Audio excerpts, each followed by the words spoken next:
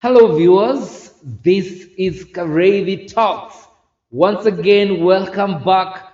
Today, I have a great visitor, mtu wa nguvu. Aha.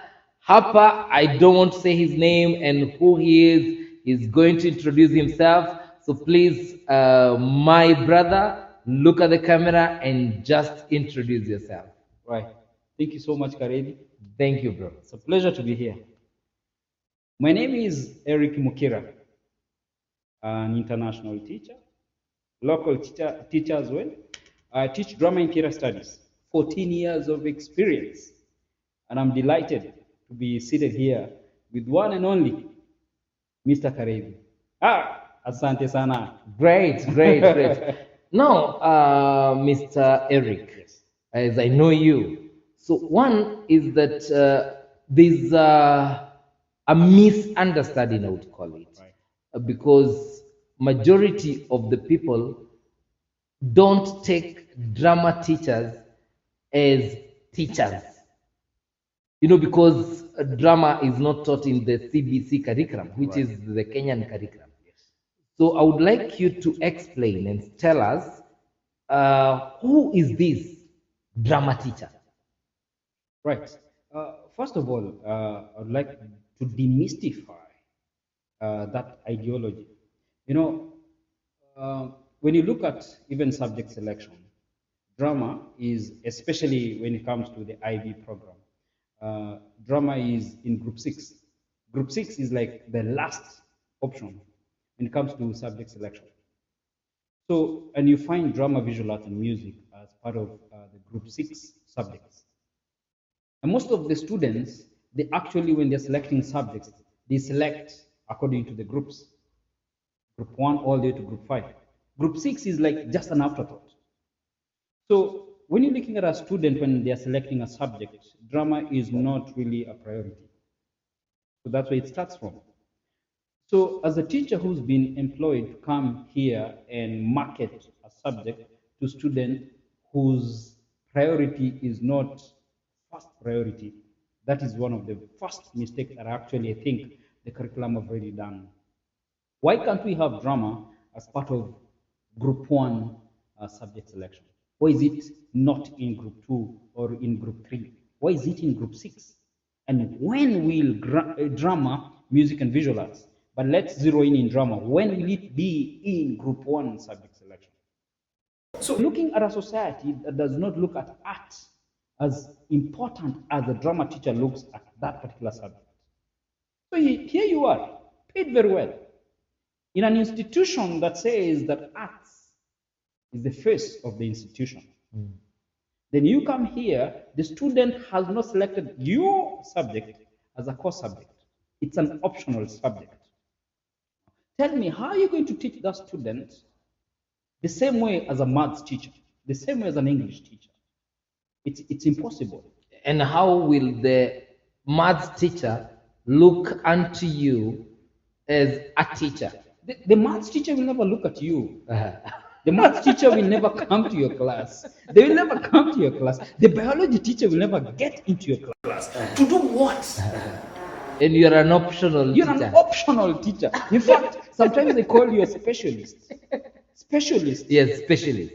A special person is someone who's come from somewhere that we actually don't know, probably from Pluto. They've come here on this particular earth to teach a certain subject that we do not know about. We don't understand. And that's why even in a normal school and normal curriculum, a drama teacher is never understood. Your head teacher will never understand you. Your director will never understand you. The directors and the committee, all of them will never understand you. The parents of the students will never understand you. In fact, the problems they bring on board are weird problems that you will never understand. My friend, Mr. Karim, drama teacher is not a drama teacher. You have to survive. You have to find a way to survive in this particular curriculum. Now, let's go back to you. You talked about CBC. Yes, please. Now, I am a product of 844 system. The only time that I actually met drama and found drama and I felt like I was at home was in a drama club. but by the time I was joining the drama club, I was probably in standard 5 or standard 6 In primary. in primary school. It was not in class. It was nowhere in terms of clubs until later on. And then I found drama. And that time, drama was actually for creating particular performances to perform to our president, by then President Moi. So now you tell me, a student who's grown up knowing that I can only perform a particular performance to my president, President Moi, how would you tell me that drama is actually important in class? How is it important in my life? Yet, all along from nursery school to standard 5, you know mathematics is important, English is important, Kiswahili is important, religion is important, and other subjects like music and art craft. But drama was never a subject. Music was a now subject. Now that is in 844. 844 system. Music was a subject. Art and craft was a subject. Drama was a subject. It was for drama festival. Yes. And it is quite a shock that you and I were seated here teaching a particular subject that was not actually a subject in our curriculum. How did you even make it to be a drama teacher? It's a weird scenario. Now, when I look at you and I look at myself as drama teachers, people should actually respect us. We actually created a realm that was not present. Yes. When we were existing in our education system. Yes. We believed in ourselves where no one else believed in us. Yes. And we still believe in ourselves in institutions that actually do not believe in you as a drama teacher. To an extent that now you teach in international school. Now, that is a long story. Now, Mr. Mukira, yes, if you were to actually tell us, I would like first to know, there are quite a number of people who would like to become drama teachers. In the Kenyan curriculum today, we are talking about senior school, which has film and theater as a subject. And then we talk about teaching in international schools. In Kariithi talks, I get so many teachers who ask me, how do I teach in international schools? So I would like first, tell us, Mr. Mukira, how did you end up becoming a teacher in international schools? Right. Can I talk to the audience? Yes, please. Right. Now, viewers, let me talk to you. So you want to be an international teacher. You want to teach in international schools. Probably you want to teach a school that is out of this country. Well, it's very simple. First of all, you need to believe in yourself. Every single tiny thing you do in our country actually means a lot in a different country. Because in your country, they might not see the effort that you actually put in. They might not see the artistic side of you, but a different country can look at you and actually believe in what you're doing. Now, let me tell you where it started. I started my directing skills in campus, back then in Maseno University. Okay. So I looked at European scripts, for example. We have so many publishers that have done so many plays, for example, Rumors, It Runs in the Family, Funny Money. So I directed some of these scripts in campus by then. Back in campus. Yes, back in campus. Directing means that you've taken actors from different subjects or units or subject selections or departments, and you training them to be actors on stage, to be excellent actors on stage, to perform European scripts, right? For example, the person who has written some of these comedies is Neil Simon. So Neil Simon, you take one of the scripts, then you train the actors, then they rehearse, then they put up a stage performance. Remember, the campus has facility, so you already have an auditorium, right? You have lights, you got sound, you have sound people, you got light people, you have everything. All you need is an idea. So in campus is the best place to start with a script, with an idea. Be a director, start from there. Direct as many of these plays as possible, right? Then one day, a school that believes in you is going to call you for an interview, and they will ask you one question: which is this European script? Which is this script that you think has been amazing, that you staged it and it was amazing. The audience said it was wow. And you're going to say all these, you're going to list them up. All these tricks. What I'm getting from you, Mr. Mukira, first, I would like to know, and the audience would like to know, what were you studying in the university? I just did a degree in drama and theater studies. That is BA in arts, but specialization was drama and theater studies. Drama and theater studies. Simply as that. Then, how did you end up becoming a teacher? No, again, that's another interesting story. Yes. So when I was directing this plays, once I was done with campus, I was an attaché at Kenya Cultural Center and Phoenix Theaters. And I believe most of you have watched a play at Phoenix. And in fact, one of the directors who directing one of these shows has been on stage at Phoenix Theaters, right? Phoenix it was a play. It was a place to actually hone talent, to nurture talent.